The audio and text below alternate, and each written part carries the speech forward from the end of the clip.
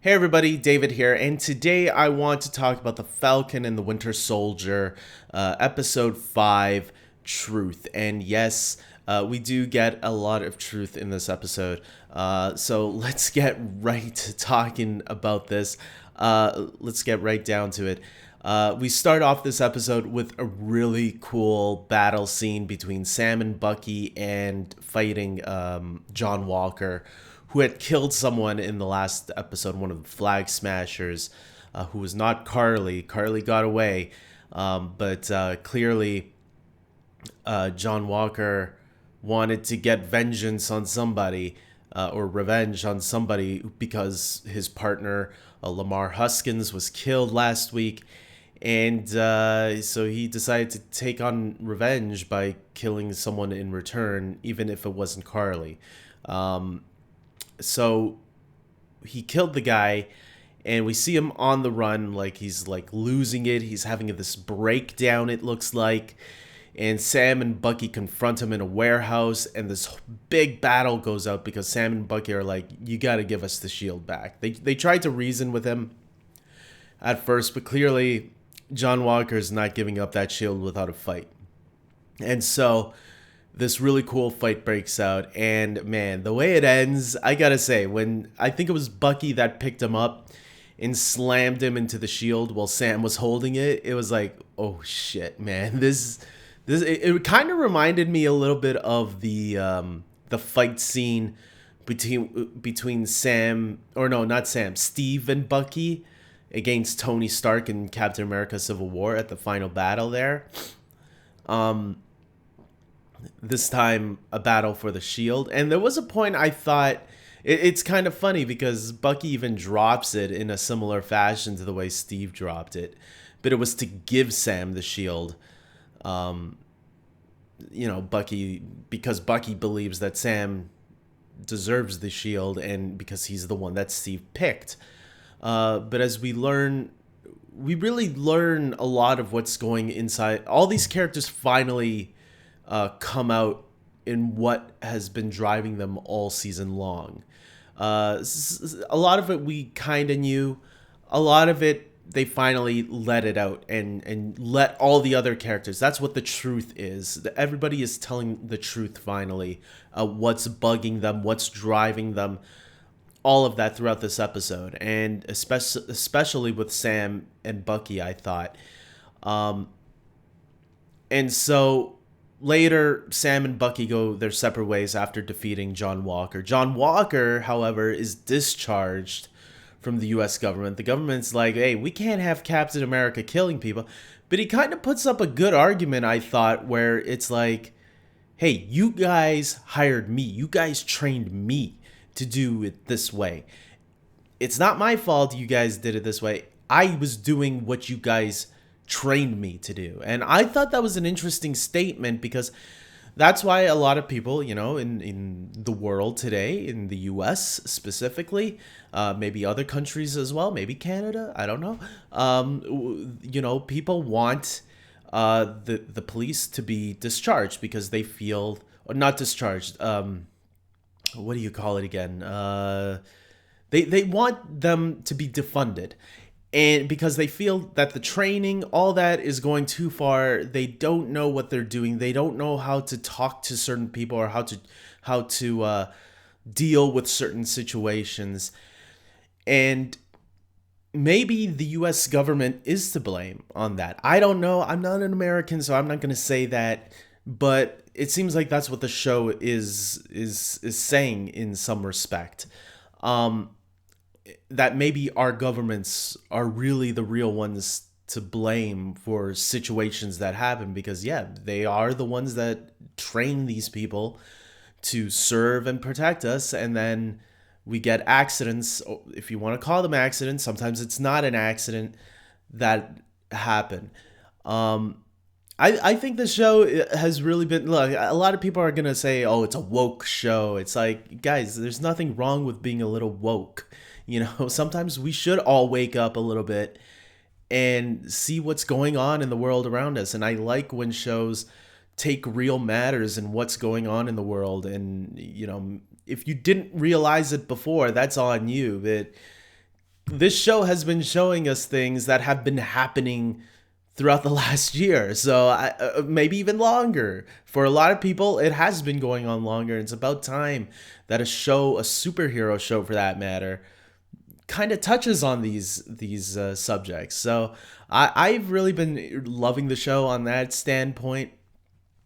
Obviously, later he goes to see the Huskins family, Lamar Huskins' family, and they're heartbroken about it. But he doesn't really tell them the truth because I think it was the father or the mother. One of them asked him, "So you killed the man that killed our son?"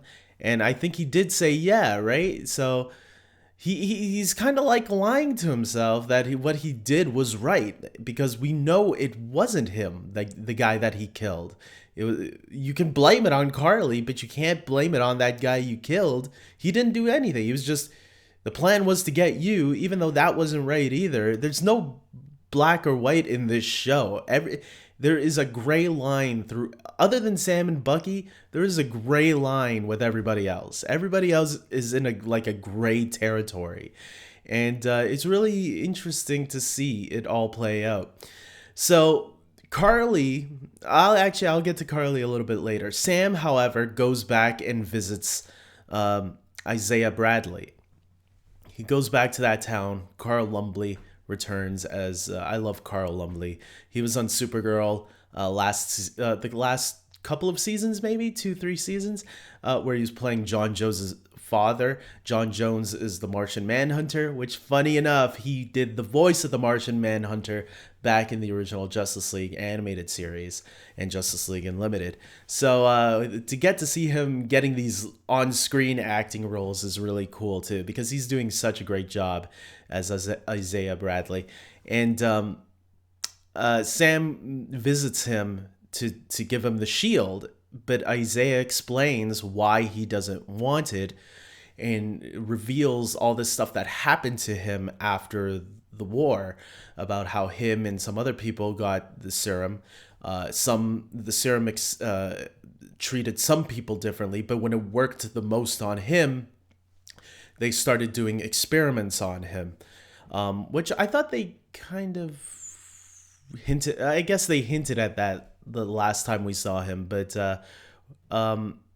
yeah, I mean, like, it's sad about what the character had to go throughout the years and why he kind of knows that, like, you think about it, what he said there was like, the world will never accept a black Captain America.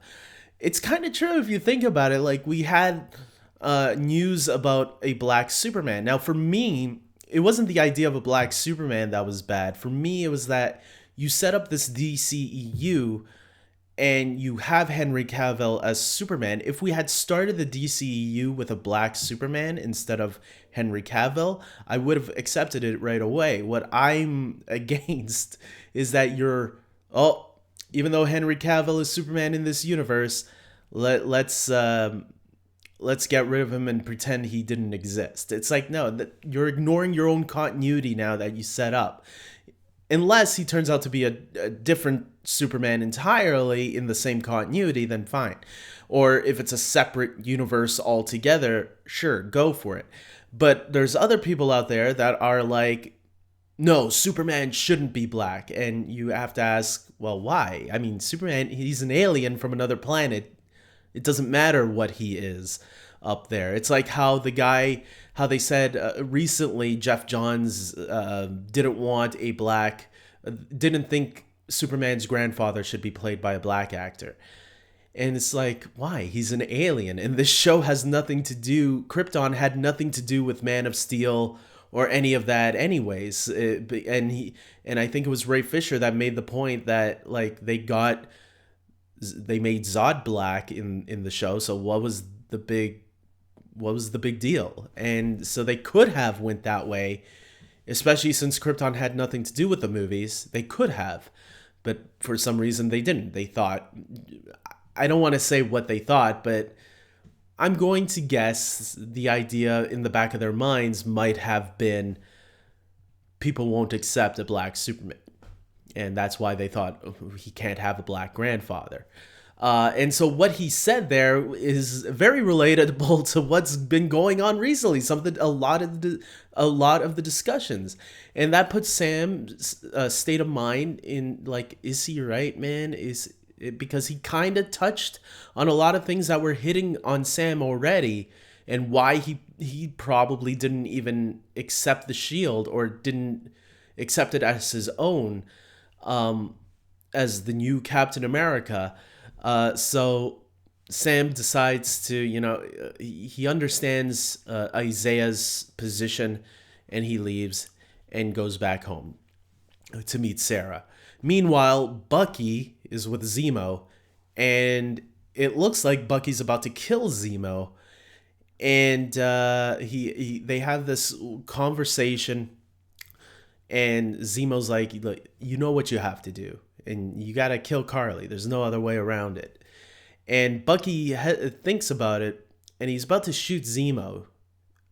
Unfortunately, it's not unfortunately. Fortunately, it's blanks, showing that he's already letting go of being the killer that he once was, slowly letting go of that past and trying to change it. And the Dora Milaje come and take Zemo away. To me, this is hinting at where we could see Zemo next. I think Zemo could pop up in Black Panther 2, especially if he's in Wakanda. Unless he's going to show up in the Wakanda series, which we know he's going to be in. Which we know is being developed for Disney Plus also. We don't know that he's going to be in there, but it gives us now a possibility of him showing up in the Wakanda series or Black Panther 2. So there's an open possibility out there right now. So as Zemo gets arrested by the Dora Milaje, Bucky goes to meet Sam. Sam, who's getting ready to get rid of his boat, he starts fixing up the place because he knows he's going to have to get rid of it, right? So him and Bucky stops by and decides to help out. And there's some really nice moments between the two, Bucky and Sam.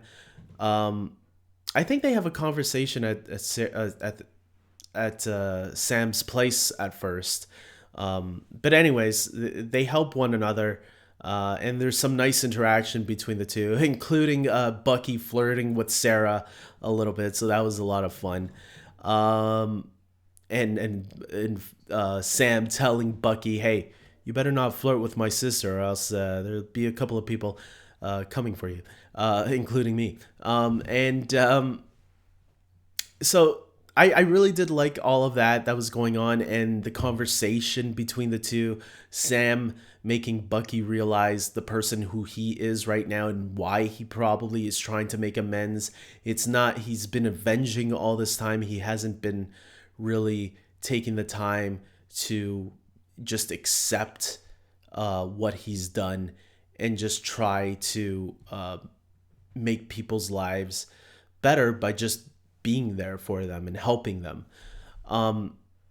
Meanwhile, Bucky realizes why Sam has been acting the way they do. So they finally come to an understanding with one another and accepting what both of them have been going through this entire time. And I really did like that stuff between them and coming closer together. We're starting to see them, at the beginning of the series, they were bickering a lot. This is the first time we actually get to see them. They're not fighting. They're teasing each other a little bit, but they're more like, there's now a tighter bond, I felt, by the end of this episode.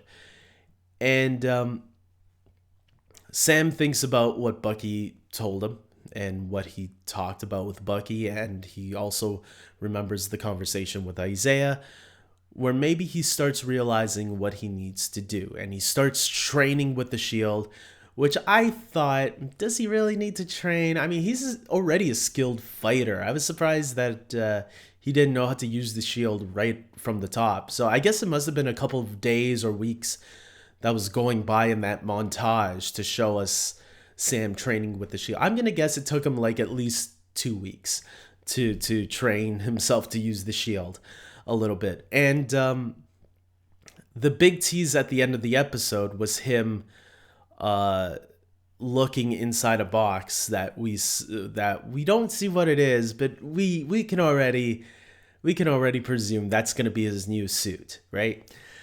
His new Falcon or Captain America suit. I don't know. We'll see. Maybe a blend of both. I was kind of hoping they would show us the suit, but we did not. We have to wait next week for the finale. At least we know he's gonna be wearing it right in the next episode. I have a feeling we're gonna see it right from the top. Just like this episode gave us a huge fight right at the top, I think we're gonna see his suit right at the beginning of next week's episode. And then Karli. We gotta get to Karli because Karli sets up what's going to be happening, the big battle that's going to be happening in next week's episode. It looks like she's teaming up with Batroc the Leaper. He returns in this episode. Looks like they're teaming up. He just wants to kill the Falcon, and Karli's teaming up with him, saying, okay, let's do it. So it looks like she's going down a darker path as we continue to see her. You'd think that she would not, but I guess after the death of her friend, she's like, oh no, these guys, they're going down for what they did to our guy. So John Walker, like I said, there's no black or white in this season. People are gray, and now they're getting darker. They're like dark gray now. I think there's still redemption for Karli, and I think there's still redemption for John Walker. We'll just have to see how it plays out next week. Because look, people do terrible things, and as long as people are willing to realize they've done terrible things, I think Bucky is a great example of that. Now, people will say, yeah, but he was mind controlled for the most part. It doesn't matter. He still found a way to redeem himself for doing those terrible things. I think there's still ways for both Karli and John Walker to come back, even though they're really deep in the pipeline right now, that maybe it's going to be tough. It's going to be a struggle, but if they can realize what they're doing is wrong before they do something worse, I don't know what's worse than killing, but hey, both Karli and John Walker right now, both of them have blood on their hands. It's not just John Walker. Like, people are just paying attention to the shield part. He's tarnished Steve's shield, but that doesn't mean he's any less guilty as Karli is. Karli killed his best friend, so both of them have blood on their hands as far as I'm concerned. How they both get out of it, we'll have to see. Maybe they don't. Maybe they are pure villains by this point, and Sam and Bucky have to take both of them on. So that's going to be an interesting situation to see how it all comes down. Now let's talk about John Walker. I'm going to rewind a little bit. Earlier in the episode, when John Walker gets out of the courtroom after the government tells him he's no longer Captain America, he's no longer representing that shield, we get a big cameo, and we knew that a big cameo was coming, or at least I did, because there were reports about it going around from a Deadline, and the report was that a big award-winning star was going to show up in this episode, and I'm wondering, oh shit, who's this gonna be? I just read award-winning, so my mind automatically went to Oscar-nominated actors, and I'm like, maybe it's Leonardo DiCaprio. maybe Leonardo DiCaprio is coming to the MCU. Why? I don't know. He's an actor that I didn't think would ever join the MCU. I didn't think Emmy Award winning. So when Julia Louis-Dreyfus, some of you might remember from the show Veep, which I think just wrapped 2 years ago, or I know her more from Seinfeld. Seinfeld was the show that I read, and she's also done a lot of other things too. She was just she did a voice in Onward for Pixar recently. And whenever she shows up, she's always a great actress. She's won many Emmy Awards. She's been nominated for Golden Globe Awards. So yeah, she is definitely an award nominated and winning actress. And so when she showed up, I was like, what's going on here? Why is she here? And then I had to read up on the name of her character. Let me see if I can find it. Valentina Algra de Fontaine. Apparently, this is a character from the comics, also known as Madam Hydra. And so I don't know much about the character. Obviously, this is going to be something that I'm going to have to watch some Easter egg videos for. Screen Crush maybe will help me with that. So apparently, according to the report from where did I read it from? It wasn't Deadline. I read it from some Vanity Fair. I read it on Vanity Fair that apparently she was supposed to make her MCU debut in Black Widow, where she was going to be, I guess, revealed in there. But because things got shifted around, this is now her MCU debut, which means now I guess we can expect her to show up in Black Widow as well. How will that link up from there to here? Well, remember, Black Widow takes place before Infinity War, so it takes place somewhere in the past. So, and apparently the reports are also saying that she will, Marvel has much more plans with her down the road. So it will be interesting to see where Julia Louis-Dreyfus will show up after this, and how will she play into a bigger picture, clearly. Could she show up in the Hawkeye series as well? Maybe that's a possibility. Could she show up in... I'm going to guess if she's Hydra, it would be things connected to Hydra. We know Ant-Man had a Hydra connection in his first movie, but I don't know. I don't know where else she could pop. I think Hawkeye obviously is the big one, right? So, anyways, it was cool seeing her. I hope we get to see her one more time in one more episode. I don't know. Maybe she will. Maybe she won't. But yeah, I do think she's a really great actress. So if she is going to be part of this universe, I'm excited to see what they do with her, because don't let her go to waste, man. Like, use her, because she's a great actress. And if she's playing a villain, I'm looking forward to seeing what they do with this character for sure. I don't know too much about the character, like I said, so I'm very curious at her future. With that being said, guys, look, this was a really great episode, I thought, following last week's episode.